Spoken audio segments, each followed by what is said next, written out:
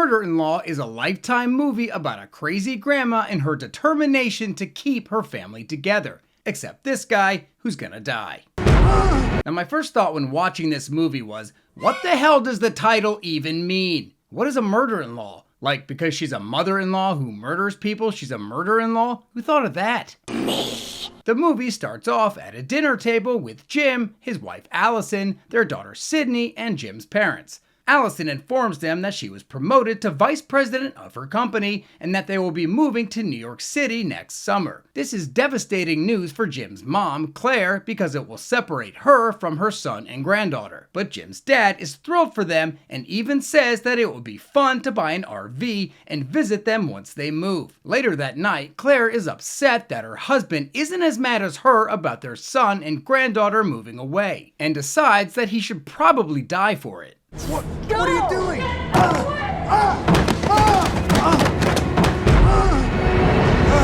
I love how Lifetime just turns people evil right away. They don't even try to build up to it. We're 5 minutes in and this woman is like, why aren't you as mad as me? Oh yeah? Well, eat wood. Not to mention they were married for 38 years. He's the father of their son. You think there would be a moment where she had a little regret, but look at her. She doesn't even care that he's dead. She just starts wrapping him up in a rug like a Christmas present. And even though she's like this frail old lady that weighs like 100 pounds, she has no trouble at all lifting his extremely heavy dead body into a freezer, still wearing her dress from that night. Who even keeps a freezer directly in front of their garage door like this? Do they not pull their car into the garage? Claire shows up to Jim and Allison's house to deliver the bad news that her husband left her and ran away with a woman that he met at the gym, and now the two are traveling the country together or some shit like that, which is completely out of character for him. But rather than questioning any of this or being like, this is not something dad would do, her son Jim just sort of sits there and weirdly rubs his mom's knee. They invite Claire to stay with them for a while, and as Allison shows her to her room, she sees Allison's opened laptop with maybe the biggest text message I've ever seen. What is that? What messaging application on an Apple laptop looks like this? I get that the director needed something big enough for Claire to see and be suspicious of, but did it have to look so fake? Claire meets with a close family friend named Will, who is a detective that used to be partners with her husband before her husband retired from the force. And the movie also has him believing this insane story about her husband running off with another woman. Even though he knew her husband like a brother, the two worked murder cases together as detectives, which means he should probably be pretty good at sensing when someone is lying. But of course the movie can't have him be suspicious of her because it would screw up the plot. So instead he's like this idiot who just believes everything she says. So Claire asks him to look into that person Charlie from the supersized text message because she thinks Allison might be having an affair with them. Days after his dad suddenly ran off, Jim tells Allison that he finally got a text message back from him saying that he needed his space. This makes Jim horny, I guess, because he rolls over onto his wife, but they're quickly interrupted by his mom, who is sleepwalking. Mom? Jim says that she sleepwalks when she gets stressed, and I can definitely see this coming into play later in the movie. But it doesn't, so why'd they even bring it up? Allison hangs out with her best friend Charlie and complains about her nightmare mother-in-law. Sorry, murder-in-law. Charlie tells her to set some ground rules and boundaries with Claire. As Allison leaves to do just that, Will shows up to investigate Charlie at Claire's request and sees her making out with the pool boy even though she's married. Allison sits Claire down, hoping to open up to her about all the passive-aggressive comments she's been making toward her, like a record-setting amount. The chicken's not as dry as you usually make it. The sauce is a little salty. That generic stuff you buy, it's too rough on my skin. Those are all clean. Oh, they seem a little dusty. Oh, must be nice sleeping in like that.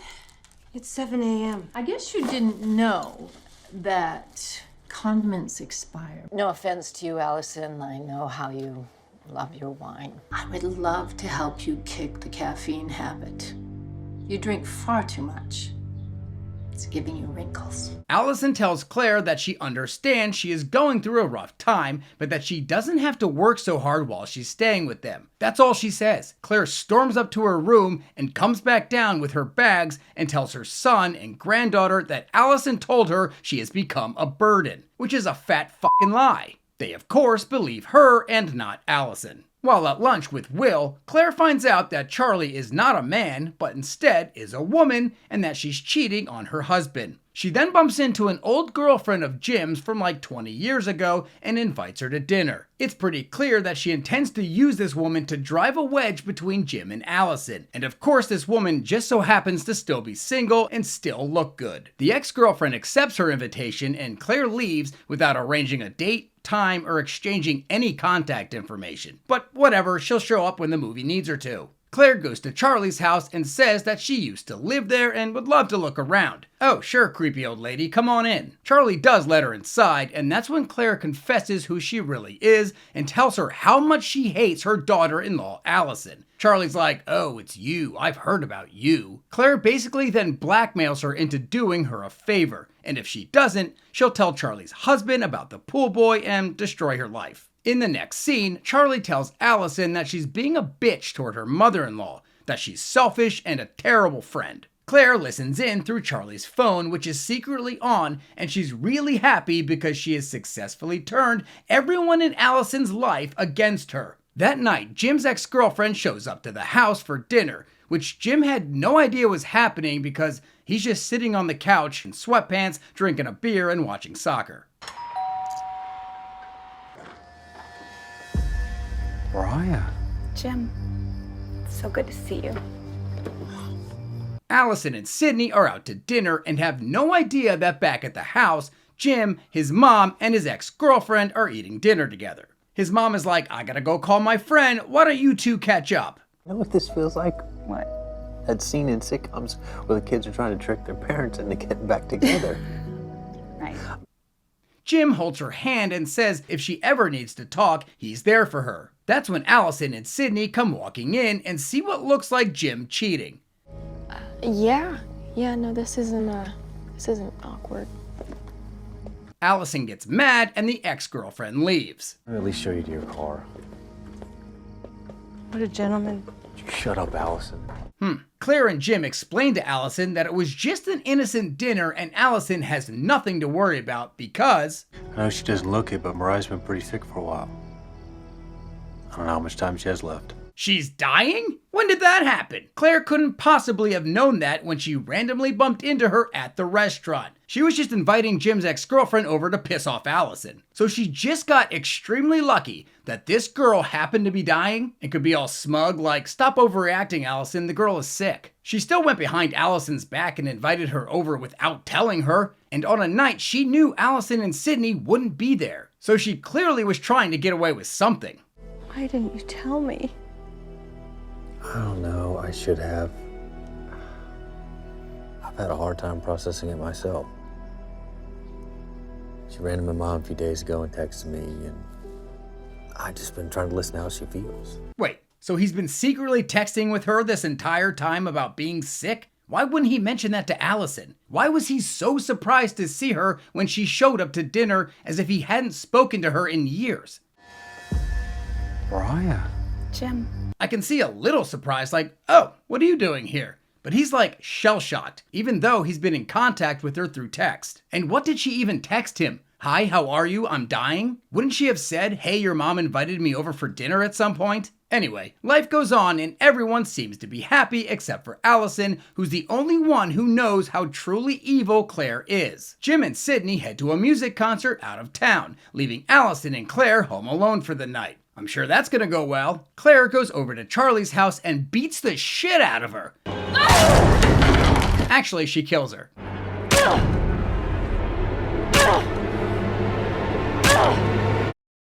At home, Allison has prepared dinner and tells Claire either respect me or get out of my house. Claire does neither, and before bed calls Will and says that she's scared and needs his help. Claire then tries to kill Allison in her sleep. Allison runs away and just falls down the steps. This allows Claire to stand over her with the knife, which Allison manages to get out of.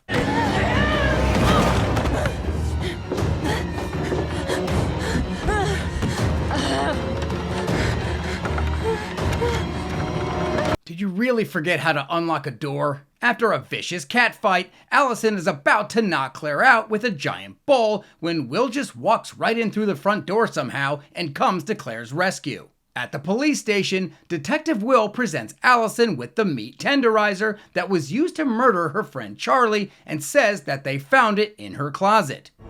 When can I see Jim?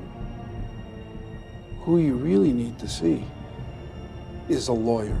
Wait, you're just now advising her on a lawyer? Does that mean you never read her Miranda rights? Even though you questioned her about killing Charlie, showed her the murder weapon, and accused her of trying to kill Claire? Jim comes into the interrogation room, and Allison tells him to go to his parents' house and look around because she thinks he might find his dad's dead body. And this is Jim's reaction. What? Jim goes to his parents' house where the power has already been shut off by the electric company. No. His mom moved out like a week ago. Most companies have a 3-week grace period from when you receive a late notice on your bill to when they shut your power off. 3 weeks ago, Jim's dad was still alive and most likely paying the bills, so it really doesn't make any sense. Unless they just weren't paying their bills. Anyway, the movie wants there to be no power in the house so that Jim can smell his dad's rotting corpse coming from the freezer, which isn't keeping the body cold anymore. Back at Jim and Allison's house, Claire is putting together the broken plates because I guess they had nothing else for the actress to do when Will, Jim, and Allison walk in and stare at her. Take that! Claire is arrested and put into a very unsecured police vehicle. Seriously, why are all the windows down? Did that cop just rip a monster fart and now he's trying to air it out before Claire gets in? And that's pretty much how the movie ends. The movie actually wasn't that bad. Claire played a great manipulator who hated her daughter-in-law and would do whatever it took to keep her son and granddaughter in her life. My biggest issue is that they tried way too hard to establish her as a psycho early on by having her kill her husband of all people in just the second scene of the movie, which never made sense. They should have just had her be a single grandma whose husband died a few years back, and that's why she goes off the deep end trying to keep the only family she has left in her life from moving across the country. Woohoo! That's what I'm talking about.